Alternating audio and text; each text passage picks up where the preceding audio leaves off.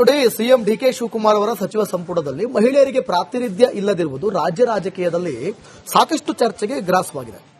ವಿರೋಧ ಪಕ್ಷಗಳಿಗೆ ಇದು ಆಹಾರ ಆಗಿದೆ. ಹೀಗಾಗಿ ಖಾಲಿ ಇರುವ ಆ ಒಂದು ಸ್ಥಾನವನ್ನ ಭರ್ತಿ ಮಾಡಲು ಕಸರತ್ತು ಶುರುವಾಗಿದೆ. ಈ ಕುರಿತಂತ ಒಂದು ಎಕ್ಸ್ಕ್ಲೂಸಿವ್ ರಿಪೋರ್ಟ್ ಇಲ್ಲಿದೆ.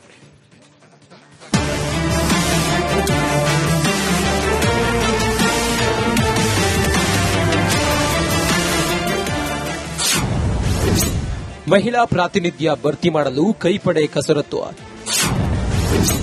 ರಂಗ ಪ್ರವೇಶ ಮಾಡಿದ ಹಿರಿಯ ಸಚಿವ ಕೆಜೆ ಜಾರ್ಜ್.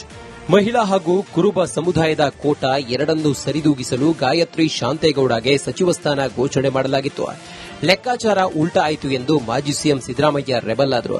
ಹೀಗಾಗಿ ಪ್ರಮಾಣ ವಚನ ಸ್ವೀಕಾರ ಕಾರ್ಯಕ್ರಮಕ್ಕೆ ಹೋಗಲಿಲ್ಲ. ಎಂಎಲ್ಸಿ ಹಾಗೂ ಕುರುಬ ಕೋಟಾದಡಿ ಯತೀಂದ್ರ ಸಿದ್ದರಾಮಯ್ಯ ಸಚಿವರೂ ಆಗಿದ್ದಾರೆ. ಬ್ಯಾಡಗಿ ಶಾಸಕ ಬಸವರಾಜ್ ಶಿವಣ್ಣನವರ್ಗೆ ಸಚಿವ ಸ್ಥಾನ ನೀಡಿದರೆ ಉತ್ತರ ಕರ್ನಾಟಕದ ಕುರುಬ ಸಮುದಾಯಕ್ಕೆ ಆದ್ಯತೆ ನೀಡಿದಂತೆ ಆಗಲಿದೆ ಎಂಬುದು ಸಿದ್ದರಾಮಯ್ಯ ಲೆಕ್ಕಾಚಾರ ಆಗಿತ್ತು. ಈ ಲೆಕ್ಕಾಚಾರ ಉಲ್ಟಾ ಆದ ಕಾರಣ ಗಾಯತ್ರಿ ಶಾಂತೇಗೌಡಗೆ ಸಚಿವ ಸ್ಥಾನ ಕೈತಪ್ಪಿತು.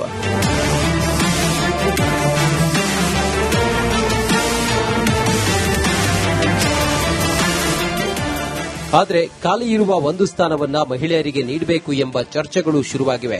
ಹೀಗಾಗಿ ಮಾಜಿ ಸಚಿವೆ ಲಕ್ಷ್ಮೀ ಹೆಬ್ಬಾಳ್ಕರ್, ಎಂಎಲ್ಸಿ ಉಮಾಶ್ರೀ, ಬಲ್ಕಿಸ್ ಬಾನು, ನಯನ ಮೋಟಮ್ಮ, ಆರತಿ ಕೃಷ್ಣ ಸಾಕಷ್ಟು ಲಾಬಿ ಶುರು ಮಾಡಿದ್ದಾರೆ. ಉಮಾಶ್ರೀ ಪರವಾಗಿ ಸಿದ್ದರಾಮಯ್ಯ, ಲಕ್ಷ್ಮೀ ಹೆಬ್ಬಾಳ್ಕರ್ ಪರ ಸಿಎಂ ಡಿಕೆ ಶಿವಕುಮಾರ್ ಒಲವು ಹೊಂದಿದ್ದಾರೆ ಎನ್ನಲಾಗಿದೆ. ಆದರೆ ಮಹಿಳಾ ಪ್ರಾತಿನಿಧ್ಯದ ಜೊತೆಗೆ ಜಿಲ್ಲಾ ಪ್ರಾತಿನಿಧ್ಯ ನೀಡಲು ಕಾಂಗ್ರೆಸ್ ಹೈಕಮಾಂಡ್ ಚಿಂತನೆ ನಡೆಸಿದೆ ಎನ್ನಲಾಗಿದೆ.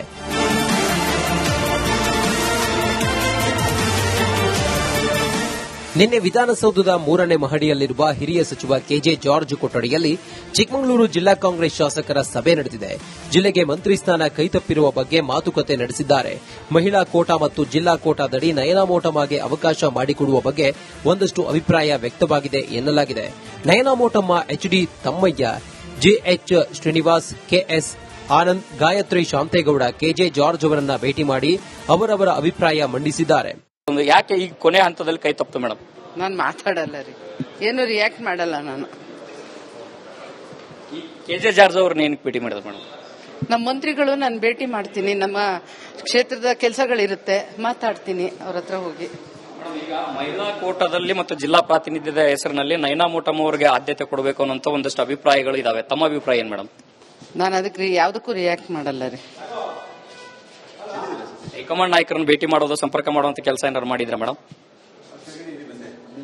ಚಿಕ್ಕಮಗಳೂರು ಜಿಲ್ಲಾ ಕಾಂಗ್ರೆಸ್ ಶಾಸಕರ ಅಭಿಪ್ರಾಯದ ಜೊತೆಗೆ ಹಿರಿಯ ನಾಯಕಿಯರ ಅಭಿಪ್ರಾಯವೂ ಕೆಜೆ ಜಾರ್ಜ್ ಪಡೆದಿದ್ದಾರೆ. ನಯನ ಮೋಟಮ್ಮ ಪರವಾಗಿ ತಾಯಿ ಮೋಟಮ್ಮ ಸಚಿವ ಸ್ಥಾನದ ಬೇಡಿಕೆ ಇಟ್ಟಿದ್ದಾರೆ ಎನ್ನಲಾಗಿದೆ. ಅಲ್ಲದೆ ತಮಗೆ ಸಚಿವ ಸ್ಥಾನ ನೀಡಬೇಕು ಎಂದು ಸಚಿವ ಕೆಜೆ ಜಾರ್ಜ್ ಮುಂದೆ ಮತ್ತೊಮ್ಮೆ ಅಭಿಪ್ರಾಯವನ್ನ ಗಾಯತ್ರಿ ಶಾಂತೇಗೌಡ ಹೇಳಿದ್ದಾರೆ ಎನ್ನಲಾಗಿದೆ. ಆದರೆ ಸಿದ್ದರಾಮಯ್ಯ ಮುನಿಸು ಅದಕ್ಕೆ ಅವಕಾಶ ಮಾಡಿಕೊಡಲ್ಲ ಎಂಬ ಸುಳಿವು ಸಿಕ್ಕಿದೆ ಎನ್ನಲಾಗಿದೆ. ಆದರೆ ಜಿಲ್ಲಾ ನಾಯಕರ ಹಾಗೂ ಶಾಸಕರ ಅಭಿಪ್ರಾಯವನ್ನ ಹಿರಿಯ ಸಚಿವ ಕೆಜೆ ಜಾರ್ಜ್ ಸಂಗ್ರಹ ಮಾಡಿದ್ದು ಕುತೂಹಲ ಮೂಡಿಸಿದೆ. ಅವರು ಬಂದು ಭೇಟಿ ಮಾಡುವುದು ಅದರ ಜಿಲ್ಲೆಯ ಈ ಬರ ವಿಚಾರದಲ್ಲಿ, ಬೇರೆ ಬೇರೆ ವಿಚಾರದಲ್ಲಿ, ಮತ್ತೆ ಕೆಲವೊಂದು ಅವರಿಗೆ ರಸ್ತೆಗಳು ಅದು ಸ್ವಲ್ಪ ಮಳೆಗಾಲದಲ್ಲಿ ಸ್ವಲ್ಪ ಹಾಳಾಗ್ತಾ ಇದೆ, ಅದರ ವಿಚಾರದಲ್ಲಿ ಮಾತಾಡ್ಕೊಂಡು ಹೋಗಿದ್ದಾರೆ. ಮತ್ತೊಂದು ಜಿಲ್ಲಾ ಪ್ರಾತಿನಿಧ್ಯ ಸಿಕ್ಕಿಲ್ಲ ಸಚಿವ ಸ್ಥಾನದ ಅನ್ನುವಂಥದ್ದು ಅಭಿಪ್ರಾಯ ಇದೆ. ಮಹಿಳಾ ಕೋಟದಲ್ಲಿ ಗಾಯತ್ರಿ ಶಾಂತೇಗೌಡರು ತಮ್ಮನ್ನು ಬಂದು ಭೇಟಿಯಾಗಿದ್ರೆ ಈಗ ಜಿಲ್ಲಾ ಪ್ರಾತಿನಿಧ್ಯ ಸಿಕ್ಕಿಲ್ಲ ಮತ್ತು ಮಹಿಳಾ ಕೋಟದ ಆಧಾರಿತವಾಗಿ ನಯನ ಮೋಟಮ್ಮ ಅವರಿಗೆ ಅವಕಾಶ ಕೊಡಬೇಕು ಅನ್ನೋಂತ ಅಭಿಪ್ರಾಯಗಳಿದಾವೆ. ಮೋಟಮ್ಮ ಅವರು ತಮ್ಮನ್ನು ಬಂದು ಭೇಟಿ ಮಾಡಿದ್ರು. ತಮಗೆ ಏನು ಅನ್ಸುತ್ತೆ? ಇದೆಲ್ಲ ನಮ್ಮ ಮುಖ್ಯಮಂತ್ರಿಯವರು, ಕೆಪಿಸಿಸಿ ಅಧ್ಯಕ್ಷರು, ಹೈಕಮಾಂಡ್ ಅವರು, ಮಾಜಿ ಮುಖ್ಯಮಂತ್ರಿಗಳು, ಅವ್ರ ನಾಯಕರುಗಳೆಲ್ಲ ಸೇರಿಬಿಟ್ಟು ಇದ್ರ ವಿಚಾರದಲ್ಲಿ ತೀರ್ಮಾನ ತಗೊಳ್ತಾರೆ. ನನಗೆ ಭೇಟಿ ಮಾಡೋದಲ್ಲ, ಅವ್ರು ಏನು ತೀರ್ಮಾನ ತಗೊಂಡ್ರು ನಾವು ಅದಕ್ಕೆ ಬದ್ಧರಾಗಿರ್ತೀವಿ ಅಂತ ಹೇಳಿದ್ದಾರೆ.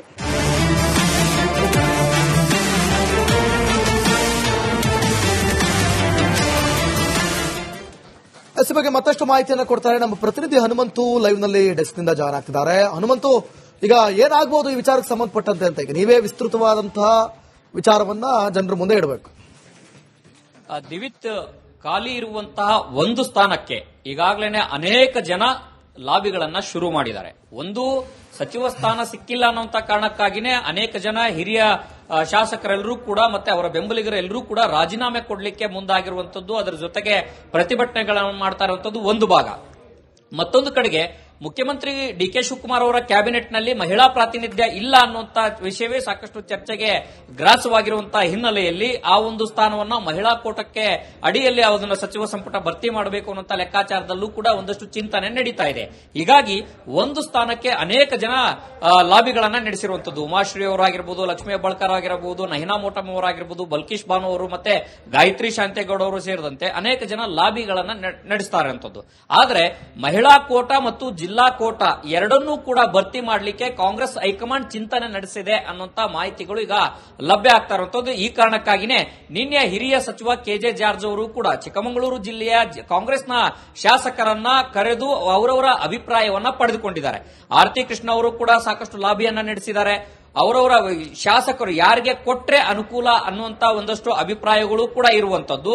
ಅದರ ಜೊತೆಗೆ ಮಹಿಳಾ ಕೋಟ ಮತ್ತು ಜಿಲ್ಲಾ ಪ್ರಾತಿನಿಧ್ಯದ ಅಡಿಯಲ್ಲಿ ನೈನಾ ಮೋಟಮ್ ಅವರ ಹೆಸರು ಮುನ್ನೆಲೆಗೆ ಬಂದಿರುವಂತಹ ಒಂದಷ್ಟು ಚರ್ಚೆಗಳು ಇರುವಂತದ್ದು. ಹೀಗಾಗಿನೇ ಅಭಿಪ್ರಾಯವನ್ನ ಸಂಗ್ರಹ ಮಾಡಿ ಜಿಲ್ಲಾ ಶಾಸಕರ ಅಭಿಪ್ರಾಯವನ್ನ ಕಾಂಗ್ರೆಸ್ ಹೈಕಮಾಂಡ್ ಮತ್ತು ಮುಖ್ಯಮಂತ್ರಿಗಳಿಗೆ ಕೆಜೆ ಜಾರ್ಜ್ ಅವರು ಸಲ್ಲಿಸುವಂತಹ ಸಾಧ್ಯತೆಗಳಿದಾವೆ. ಈ ಒಂದು ಹಿನ್ನೆಲೆಯಲ್ಲಿ ಮತ್ತೊಂದು ಕಡೆಗೆ ಸಿದ್ದರಾಮಯ್ಯನವರು ಕೂಡ ಗಾಯತ್ರಿ ಶಾಂತೇಗೌಡರ ಹೆಸರಿಗೆ ಆಕ್ಷೇಪ ಎತ್ತಿರುವಂತಹ ಹಿನ್ನೆಲೆಯಲ್ಲಿ, ಅಂದ್ರೆ ಕುರುಬ ಸಮುದಾಯ ಮತ್ತು ಮಹಿಳಾ ಕೋಟದ ಅಡಿಯಲ್ಲಿ ಗಾಯತ್ರಿ ಶಾಂತೇಗೌಡ ಅವರನ್ನ ಆಯ್ಕೆ ಮಾಡಿದ್ರು. ಇಲ್ಲಿ ಕುರುಬ ಸಮುದಾಯ ಮತ್ತು ಎಂಎಲ್ಸಿ ಕೋಟದ ಅಡಿಯಲ್ಲಿ ಯತೀಂದ್ರ ಸಿದ್ದರಾಮಯ್ಯನವರು ಸಚಿವರಾಗಿರುವಂತಹ ಕಾರಣಕ್ಕಾಗಿ ಉತ್ತರ ಕರ್ನಾಟಕದಲ್ಲಿ ಕುರುಬ ಸಮುದಾಯಕ್ಕೆ ಆದ್ಯತೆ ಕೊಡಬೇಕು. ಆ ಕಾರಣಕ್ಕಾಗಿ ಬ್ಯಾಡಗಿ ಶಿವಣ್ಣ ಅವರಿಗೆ ಒಂದಷ್ಟು ಅವಕಾಶ ಮಾಡಿಕೊಡ್ಬೇಕು ಅನ್ನೋದು ಸಿದ್ದರಾಮಯ್ಯನವರ ಲೆಕ್ಕಾಚಾರ ಆಗಿತ್ತು. ಆದ್ರೆ ಲೆಕ್ಕಾಚಾರ ಉಲ್ಟಾ ಆಗಿರುವಂತಹ ಕಾರಣಕ್ಕಾಗಿ ಸಿದ್ದರಾಮಯ್ಯನವರು ಕಾರ್ಯಕ್ರಮದಿಂದ ದೂರ ಉಳಿದಿದ್ರು. ಹೀಗಾಗಿ ಸಿದ್ದರಾಮಯ್ಯನವ್ರನ್ನೇನಾದ್ರೂ ಸಮಾಧಾನ ಪಡಿಸುವಂತದ್ದಾದ್ರೆ ಅವರ ಒಲವು ಉಮಾಶ್ರೀ ಅವರ ಪರವಾಗಿದೆ ಅನ್ನುವಂತ ಚರ್ಚೆಗಳು ಇದಾವೆ. ಮತ್ತೊಂದು ಕಡೆಗೆ ಹೆಬ್ಬಾಳ್ಕರ್ ಅವರನ್ನ ಕ್ಯಾಬಿನೆಟ್ ಒಳಗಡೆ ತರಬೇಕು ಅನ್ನುವಂತ ಒಲವನ್ನ ಮುಖ್ಯಮಂತ್ರಿಗಳು ಕೂಡ ಹೊಂದಿದ್ದಾರೆ ಅನ್ನುವಂತಿದ್ದಾರೆ. ಒಟ್ಟಾರೆಯಾಗಿ ಯಾರನ್ನ ಕ್ಯಾಬಿನೆಟ್ ಒಳಗಡೆಗೆ ಒಂದು ಸ್ಥಾನಕ್ಕೆ ಯಾರನ್ನ ಪರಿಗಣಿಸಬೇಕು ಅನ್ನುವಂತ ಲೆಕ್ಕಾಚಾರದಲ್ಲಿ ಈಗ ಅಭಿಪ್ರಾಯ ಸಂಗ್ರಹ ಮಾಡಲಿಕ್ಕೆ ಕಾಂಗ್ರೆಸ್ ಹೈಕಮಾಂಡ್ ಕೂಡ ಮುಂದಾಗಿದೆ, ಹಿರಿಯ ನಾಯಕರು ಕೂಡ ಮುಂದಾಗಿದ್ದಾರೆ. ಒಟ್ಟಾರೆಯಾಗಿ ಹೈಕಮಾಂಡ್ ಈ ಅಭಿಪ್ರಾಯಗಳ ಸಂಗ್ರಹದ ನಂತರದಲ್ಲಿ ಯಾವ ನಿರ್ಧಾರಕ್ಕೆ ಬರುತ್ತೆ, ಯಾರಿಗೆ ಮಣೆ ಹಾಕುತ್ತೆ ಅನ್ನೋದು ಕೂಡ ಕಾದು ನೋಡಬೇಕಾಗಿದೆ. ದಿವಿತ್. ಓಕೆ, ಥ್ಯಾಂಕ್ ಯು ಹನುಮಂತು ನಿಮ್ಮೆಲ್ಲ ಮಾಹಿತಿಗಾಗಿ.